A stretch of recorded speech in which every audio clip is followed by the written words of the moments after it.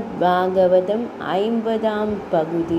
தேவேந்திரனை துரத்திய பிரம்மஹத்தி தோஷங்கள்.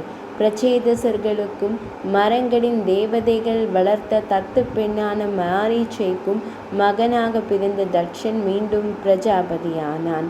அவன் 3 உலகங்களிலும் தேவர்கள், அசுரர்கள், மனுஷர்களை சிருஷ்டி செய்வதற்காக தன் மனத்தாலேயே உருவம் கொடுத்து பார்த்தான். ஆனால் அந்த சிருஷ்டிகள் முழுமையடையவில்லை. இதனால் மனம் வருந்தியவன் விந்திய பர்வதத்தை அடைந்து அங்கிருந்த அகமர்ஷனம் என்ற நதிக்கரையில் பகவான் ஸ்ரீ மகாவிஷ்ணுவை தியானித்து தவம் புரிந்தான். அவனுடைய சிறந்த தவத்தால் மனமகிழ்ந்த திருமால் நேரில் தரிசனம் தந்தார். தட்சனே, நீ துவஷ்டா என்பவரின் மகனாக அசிக்கனியை திருமணம் செய்து கொள். அவள் மூலம் உன் சந்ததி பெருகும் என்று சொல்லி மறைந்தார். ஸ்ரீ மகாவிஷ்ணு கூறியபடியே அசிக்னியை திருமணம் செய்து கொண்ட தட்சன் அவள் மூலமாக ஹர்யஸ்வர்கள் என்ற 10,000 பிள்ளைகளை பெற்றான்.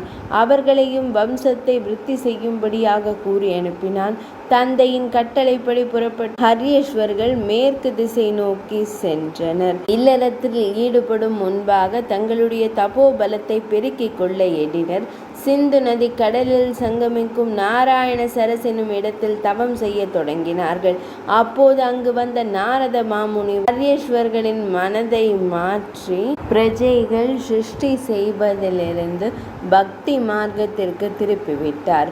நாரத மாமுனிவரின் உபதேசத்தால் பகவத் பக்தியில் ஈடுபாடு கொண்ட ஹர்யஸ்வர்கள் பகவானை எண்ணி ஆழ்ந்த தியானத்தில் மூழ்கி இறுதியாக முக்தி பெற்றனர்.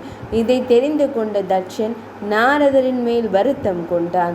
ஆனாலும் மனம் தளராமல் மீண்டும் மனைவி அசிக்னியோடு இணைந்து சபலாஸ்வர்கள் என்கிற 1000 பிள்ளைகளை சிருஷ்டித்தான்.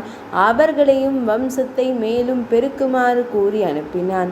அந்த சபலாஸ்வர்களையும் நாரத மாமுனிவர் சென்ற முறை போலவே சிருஷ்டியில் ஈடுபட விடாமல் தடுத்து பகவத் பக்தியில் ஆழ்த்தி முக்தி பெற செய்துவிட்டார். இம்முறை தக்ஷன் கொதித்தெழுந்து போனான்.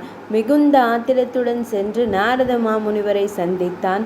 நாரதரே, உமது கலக புத்தி மாறவே மாறாதா? நீர் திருந்தவே மாட்டீரா? என் மகன்களின் மனதை கெடுத்து அவர்களை பகவத் பக்தியில் ஆழ்த்தி என் நோக்கத்தை நிறைவேற்ற விடாமல் செய்துவிட்டீரே. மனம் வேதனையுடன் கூறுகிறேன். அங்கும் இங்கும் கலகம் செய்து சந்தோஷப்படும் தாம் இப்படியே நிரந்தரமாக எங்கும் தங்க முடியாமல் நாடோடியாகவே திரிய கடவீர் என்று சாபமிட்டான். 50ஆம் பகுதி நிறைவடைந்தது.